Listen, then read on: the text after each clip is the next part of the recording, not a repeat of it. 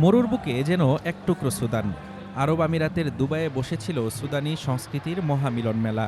বর্ণাঢ্য আয়োজন, লোকনৃত্য আর সুরের মূর্ছনায় মুখরিত হয়ে ওঠে সুদান উৎসব ২০২৬। সুদানের সমৃদ্ধ ইতিহাস আর সাংস্কৃতিক বৈচিত্র্যকে তুলে ধরতে এই উৎসবে বসেছিল হরেক রকমের স্টল, যেখানে স্থান পায় সুদানি মৃৎশিল্প, নিখুঁত চামড়ার কাজ আর আকর্ষণীয় সব ঐতিহ্যবাহী গহনা। শুধু হস্তশিল্পই নয়, ভোজন রসিকদের জন্য ছিল সুদানি রসনার বাহারি আয়োজন। ঐতিহ্যবাহী সব খাবারের স্বাদ নিতে স্টলগুলোতে ছিল দর্শনার্থীদের উপচে পড়া ভিড়। সুদানি এক নাগরিক বলেছেন, এই উৎসবটি আমাদের সম্প্রদায়ের জন্য একটা বিশেষ বার্ষিক মিলন মেলা।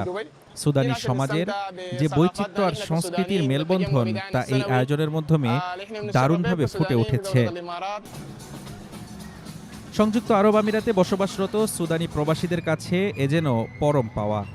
নিজের দেশের সংস্কৃতিকে ভিন দেশে বুক ভরে উপভোগ করার আনন্দ ছিল সবার চোখে মুখে। আরেক সুদানি নারী বলেন, আমরা সংযুক্ত আরব আমিরাতের ধারাবাহিক সমর্থনের জন্য অত্যন্ত কৃতজ্ঞ। এখানকার চমৎকার আর উৎসবমুখর পরিবেশ আমাদের সত্যি আনন্দিত করেছে। উৎসবে সংহতি জানিয়ে ইউএইর সহনশীলতা ও সহাবস্থান বিষয়ক মন্ত্রী শেখ নাহিয়ান বিন মোবারক আল নাহিয়ান বলেন, দুই দেশের সম্পর্ক অকৃত্রিম ভালোবাসা ও ভ্রাতৃত্বের। যে কোনো পরিস্থিতিতে বন্ধুদের পাশে থাকতে ইউএই সবসময় প্রতিশ্রুতিবদ্ধ।